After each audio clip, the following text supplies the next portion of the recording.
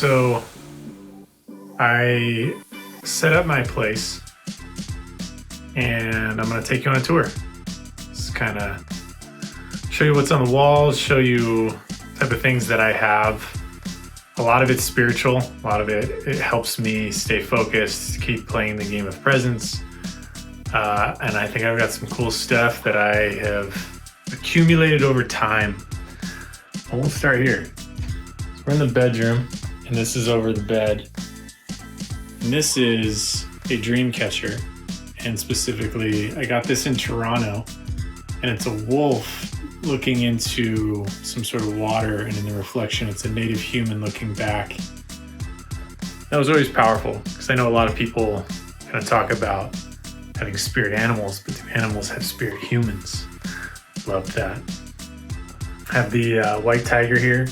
My brother got this for my other brother, and I hijacked it. And this is always kind of, white tigers always represented kind of spirit animal. Going back to that spirit. Kind of spirit integrated with shadow is the energy I get from it. Moving along, this picture here of a Sioux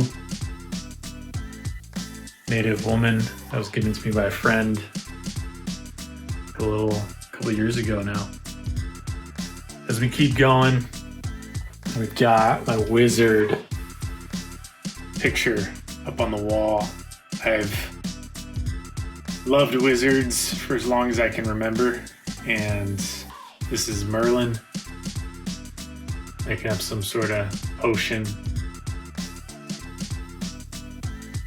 Always kind of keeps me in the magical, mystical. There is one of the cameras that will be recording me during this time. There's a picture of Babaji down there. There'll be more of him all around, so I'll talk about that later. Some incense. Yeah, so this is the bedroom. This looks out. Got the bed. This is kind of the look from the camera up there. Zen's bed. All right, so now we are gonna move through the hallway. Above me, you're gonna see the pull-up bar. I do pull-ups at least once a week. So over here, this is Paramahansa Yogananda right here, and then Swami Sri Yukteswar over here. And they are two of the gurus, or the primary gurus, Yogananda, in the Self-Realization Fellowship, or SRF for short, lineage. And that's where I lived in 2011 and 2014 for about 6 months each, and changed my life. Such an amazing time. And so that lineage has been incredibly impactful on me. I still practice a lot of their techniques to this day. Consider Yogananda my guru. The lineage, I call it great ones. So super, super awesome. Got over here a picture of myself and my old pup. That was Junior. Junior was as you can see, a golden retriever. He passed away in the last year. That was a little rough. Picture of, I want to say, Utah, and a lake in Utah. It's beautiful. Up here we have in Sanskrit, Om Mani Padme Hum, which is a pretty popular Buddhist mantra. We have a woman here who's kind of a native woman with a lot of different type of animals in her hair. And I really like that integration of nature and human. Another Yogananda picture over at Lake Shrine. Another Yogananda picture. You're gonna see a lot of SRF people in this. This is Anandamayi Ma. She is known as the Bliss Permeated Mother. And it's hard to see, but there's, if I zoom in a little bit, there's a thread of one of her shawls, and that was a gift someone gave to me when they found out that I was a fan, which was amazing. Loved that. Got here Krishna from the Bhagavad Gita in Hinduism meditating. There aren't a ton of him meditating, so I love that picture. And then here's another Sanskrit saying. This one's Banat Banat Banjai. And one of the SRF Gurus used to say that it means striving, one day victorious. It means never give up, pretty much. And here's another Yogananda. This one actually is special to me because this was up in my room at the ashram the first time I was there, and it had some good vibes. We're gonna back up a little bit, and now we're gonna enter the mirror dimension. So this is the bathroom. I'll even close the door so you can see what I mean. I'll do a 360. There are mirrors wherever you look. And it's a pretty awesome shower and bath. And then more mirrors. So yeah, kind of taking me through. Got a plant up there. Get some good options. This is the only room that doesn't open up to the outside. A Buddha statue, another plant, and then painting of the jungle. Brings in some good nature vibes, medicine vibes. Yeah. I'll probably do a little bit of filming in here. I do a kind of a hot tub mixed with a cold shower back and forth from time to time. Did one the other day. It was awesome. All right, now we're entering the main room. Probably a lot of footage will come from in here. This corner, that's where I eat. Kind of just off to the side. And then I have a lot of glass openings in the front. So I look out and I have a view of LA and then just into this valley here, a lot of nature. So it's beautiful. I reoriented my couch to look out that way because it was facing the TV, and I'm not watching TV anymore. So above the door we have the Om symbol, and that one I got in Indonesia in 2013. And over here we have Zen, who is my cat. His corner, I got this is my grandma's. And he hijacked it. And then this is his cat tree. This is the Bud Zen. You're probably gonna see a lot of him or hear a lot of him. He's already been meowing as I've been recording. I have a little kind of shoe rack down here with my more incense. I have incense everywhere. And then as I go by here, this is a picture that a friend of mine, who's actually the editor of this entire Game of Presence project. It's hard to see in the dark, but it's a picture he took of the Milky Way galaxy. That's awesome. And if I turn around here, I have this whiteboard. I like to write different things on it, like embrace beauty, but also kind of keep my workout, like what did I do within the last week? How many reps did I do? Helps me stay on track. This is a picture of a Krishna statue at Hidden Valley, which was the ashram that I lived at. And then this was known as the garden, also at the ashram. And one of the monks gave that to me a while back. And so I kept them. These have been up on the wall for a while. Have the flower of life here. Flower of life, I think, represents essentially the blueprint of the universe in sacred geometry. So it's pretty awesome. Yin yang with a little bit of splash, a little bit of color. And then this is a medicine woman. If you look close, there's a spirit eagle and a spirit wolf. There's actually a card. So I don't remember if it was to me or I gave it to someone or what, but loved that card, had it framed. So this is kind of like the house's primary altar. And this has, so again, we've got Yogananda over here, and then over here we have Babaji. And I didn't really explain Babaji, but essentially, if you've read the autobiography of a yogi, it talks about Babaji in the sense of being the ever youthful saint. He doesn't get older.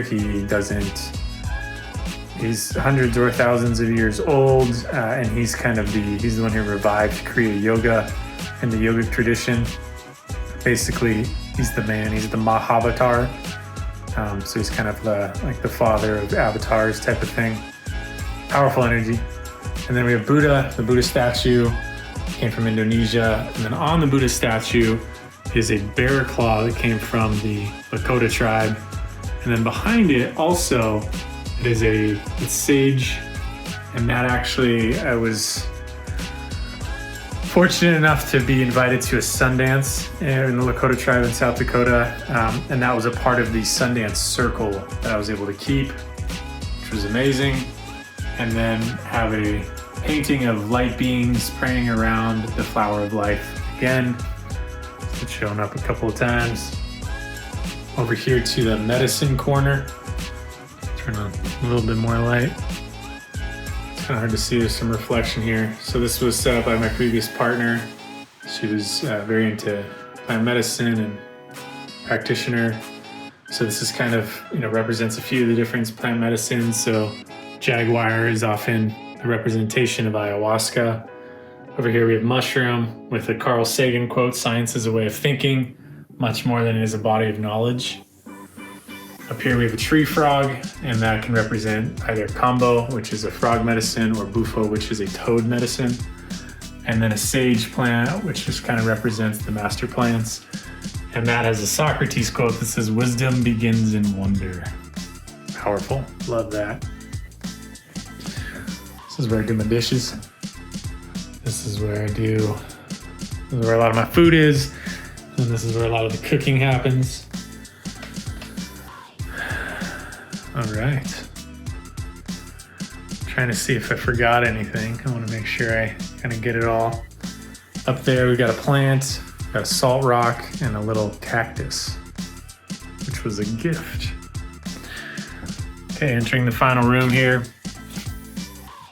Right here, as we enter, it says courage. It's got, I want to say that's Chinese. I also don't want to be wrong. Down here, it's got a Gandhi quote, and it says, "Strength does not come from physical capacity, it comes from indomitable will." It was actually one of the first quotes as a teenager I ever actually liked. Gandhi was one of the initial impacts on me turning towards more kind of Indian-based spirituality. So that was given to me by the students on the Indonesia trip that I helped facilitate as a thank you. So any of the students, anyone that was on that trip, still have it, still rocking it. All right, now to the bookcase. I'm gonna spend a little bit of time here. I often see people maybe show their bookcase, but they don't really go through what's on, what do they actually have? Have they read the books? What are the books? Why do they have the books? So I'm gonna spend a little bit of time on this. We'll go to the top here first. Have my djembe, rock that a little bit. This is again, another Lakota drumstick, and then another salt rock. Well, right here we've got more cameras. So on the outside of that, this is from Ghana when I went in 2012. I was there for a month. It means Ji Nyame, and that essentially translates to God is everywhere. God is in everything. And then have a Ganesh up here on the top. Over here we have Hanuman. And then, I don't know if you can see it, I don't want to pick it up, but it's a hawk feather. We have a lot of hawks around here. They've been very busy recently. I've also been outside more recently, so. So this top one, these are Carlos Castaneda books for the most part, from Teachings of Don Juan to Second Ring of Power. Actually, I haven't read those yet. Those are my mom's that I borrowed. I'll read them one day. I'm not actually going to be doing a lot of reading on here. We'll see how much, but maybe every other week for a couple hours on Friday night I'll read a little bit. I'll make my way through those. We'll see though. All right, moving our way down to the second one. So over here, this is a fan that I got for during my time in China. And this is from Shaolin, the Shaolin Temple. And if anyone knows kind of martial arts lore or history, Shaolin is really well known in the Kung Fu world. I went and I was in there. I was not in Shaolin, but I studied with Shaolin monks in the Yun Tai Shan Cultural Martial Arts School for 4 months in 2010.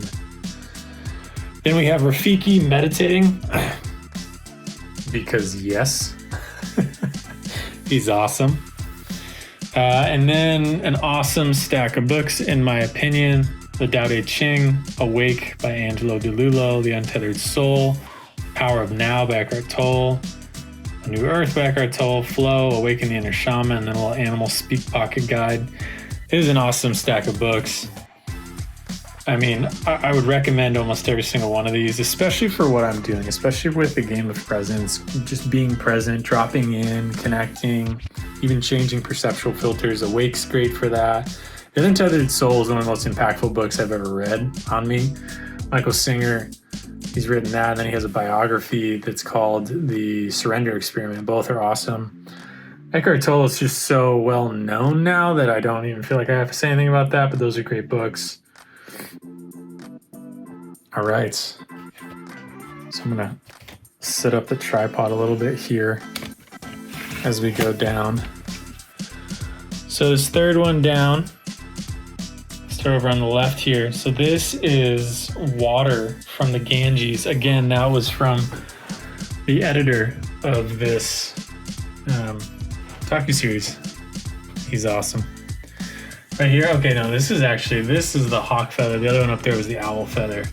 We have a raven feather over here. Got a lot of local birds of prey or magical birds. And then on this side, this is a little figurine of a buffalo, or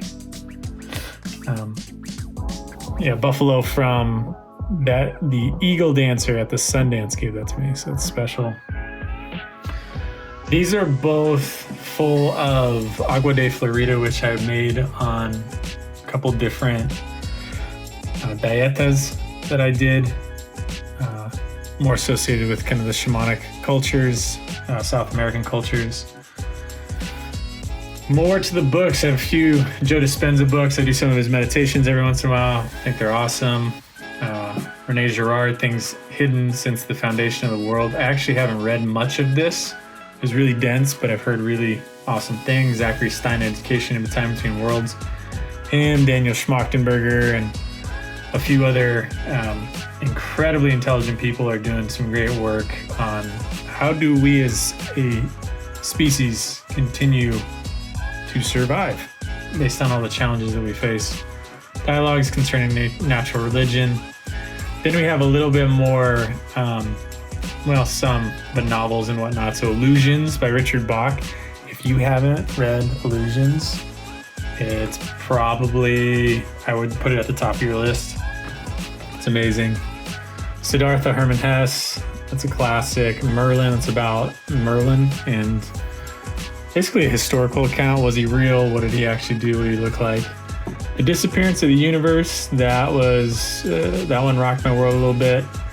Will Smith, he had an autobiography, wrote that. I got that a couple years, I think right when it got out. And then of course he slapped Chris Rock, and the world changed their opinion on him pretty quickly, but I still think it's a good read. Prophet by Khalil Gibran, another classic. Tantric Quest, I really like Tantric Quest. That one taught me to engage with life a little bit differently. The Shack, that is an intense book, but an awesome spiritual read.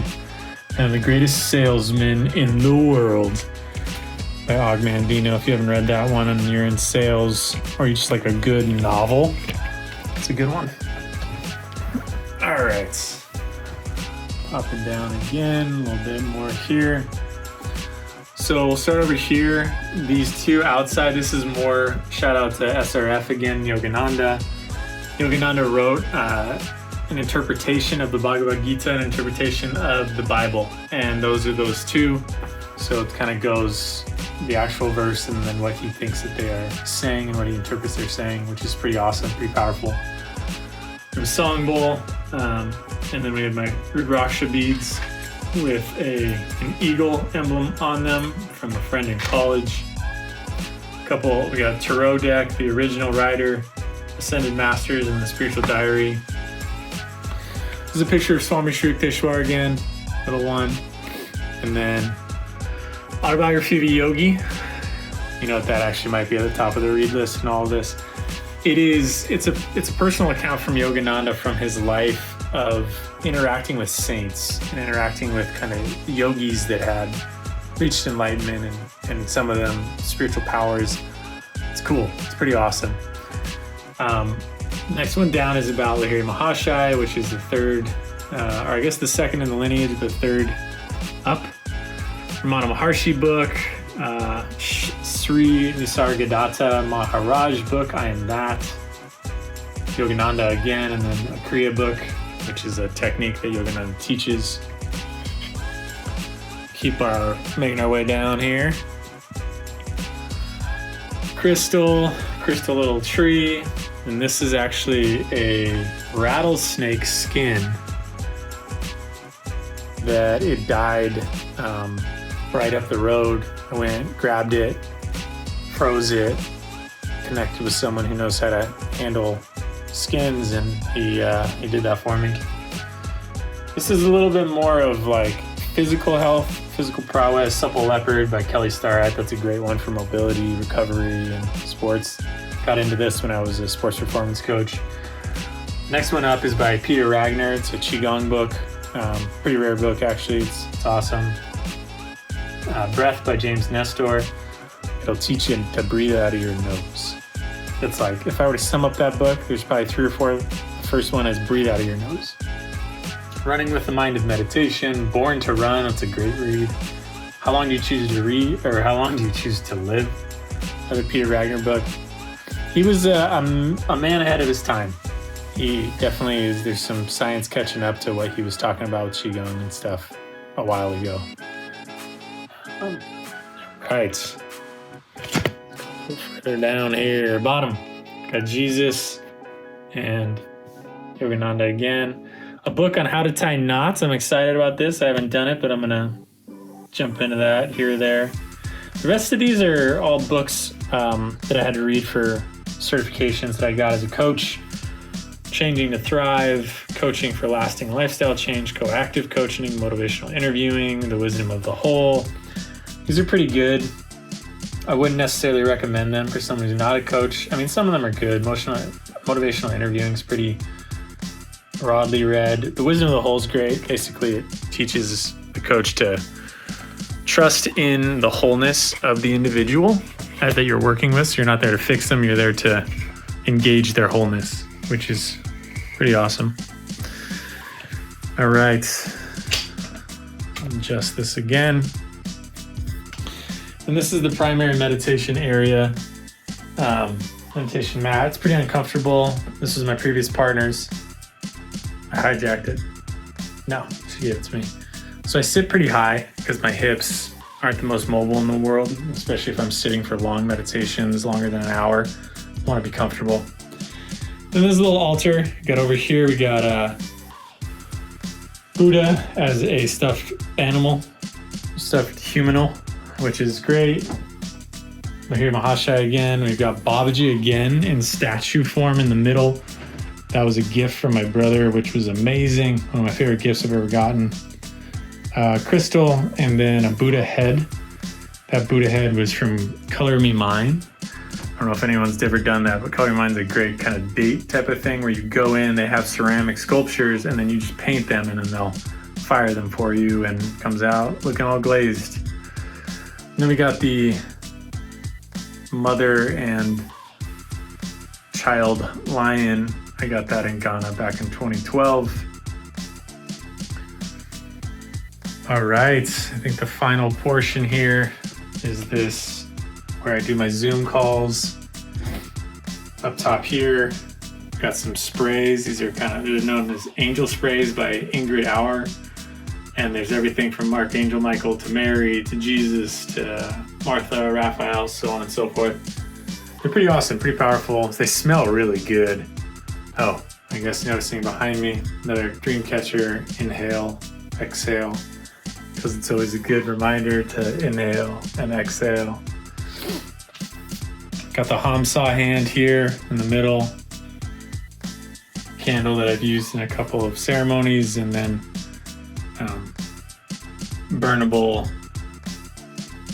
sage and Palo Santo and stuff like that. Moving down, we got the Om, got the Buddha. And if I zoom in, I wanted to make sure to get this. Got Goku from Dragon Ball Z there in the middle. Dragon Ball Z, let me tell you, that was as impactful on my childhood and on my interest in spirituality early on as anything was. So shout out to anyone and everyone was a Dragon Ball Z fan or still is. Yeah, all right. I think that's that. So that's kind of, I like to fill my space with things that remind me of spirit, of God, of connecting, of enlightenment. And different things at different times will strike different chords. It's also fun to see, a collection over time that really began once I went to China, so around 2010. And then since then, I've just been accumulating. Like you've seen a lot of the same people like Yogananda up, where I'd get one year and another year and another year. And I only showed you what is out. I have more, and I have given away more. Yeah, that's my space. Welcome to the space.